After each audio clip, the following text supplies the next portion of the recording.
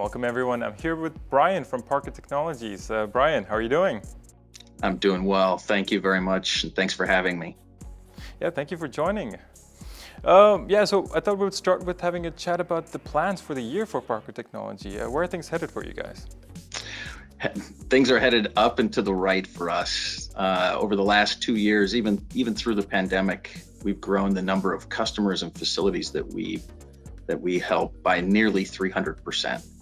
And so it's we're going to continue to do a lot of the same as far as just helping our customers, but we're also investing very heavily in our platform itself, in our software platform that gives us the ability to connect to the manufacturers and to drive efficiencies and feature and functionality into our parking operators' garages for them. Things like we can translate language in the lane for them. So if they've got a Spanish speaker, that Spanish speaker can speak Spanish, and we can hear English and speak English, and then they'll hear Spanish.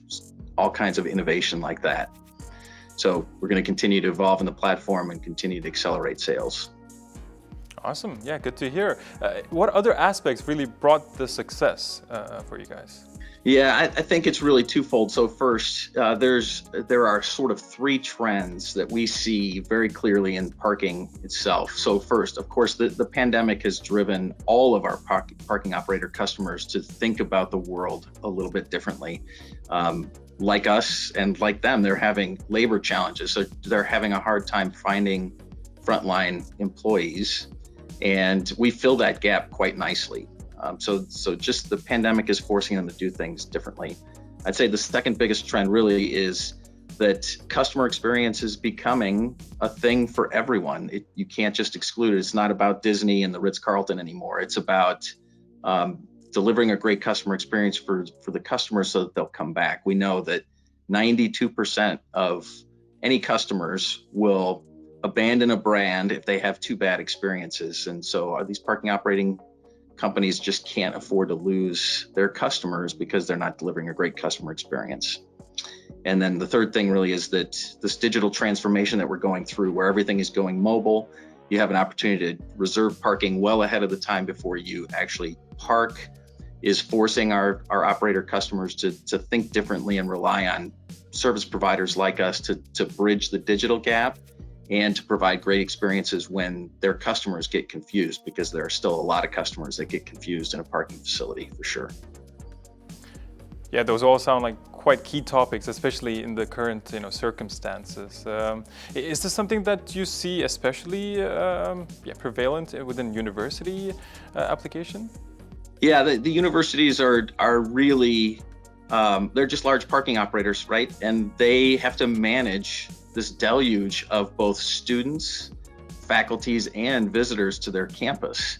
And those visitors are no different than the general population. They don't interact with parking operations very often, and so they get confused and they need help. And so a couple of our key new customers have found that we fill the gap for their frontline workers to be able to go do more important things on site while we handle the help calls in the lane.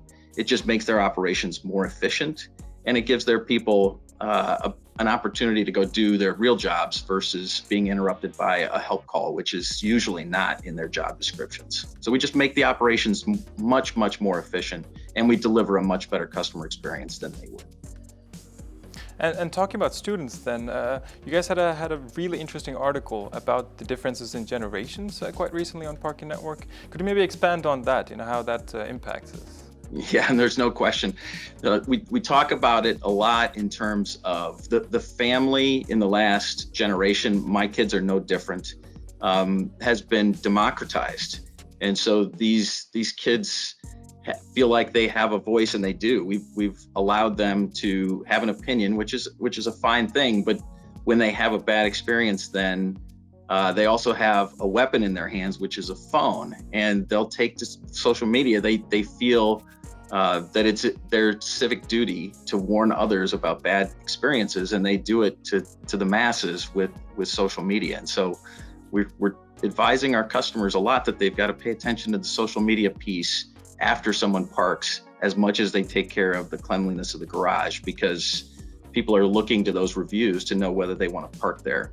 And so this generation has really stepped up its game around wanting to give voice to the experience they just had, thus the pressure on the customer experience. And then if they've had a bad experience in particular, they're going to voice that, not just to their friends, but to all of their followers on social media. So it's making it difficult for the parking operators to keep up with the experience, which is why there's so much pressure on customer experience in the first place. Definitely a more vocal generation coming up. Are there any specific projects that you'd like to highlight that you've seen a lot of success in recently? Yeah, so again, the university space has really been fertile ground for us because of the labor shortages, and again, because now we have customers that can attest to how much more efficient we make their operations. We've had big success actually with private operators as well. We've got a large stable of private operators that once they get a taste of our service, they send us more opportunities. And so in 2021, our growth was driven by an equal balance of new customers like universities, some small airports.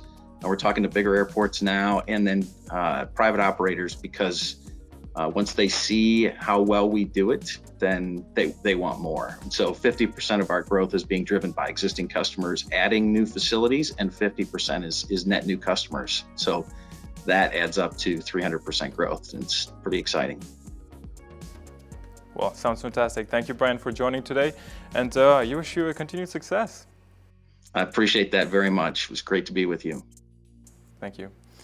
Thank you, everyone, for watching today. Make sure to like and subscribe, and we'll see you next time.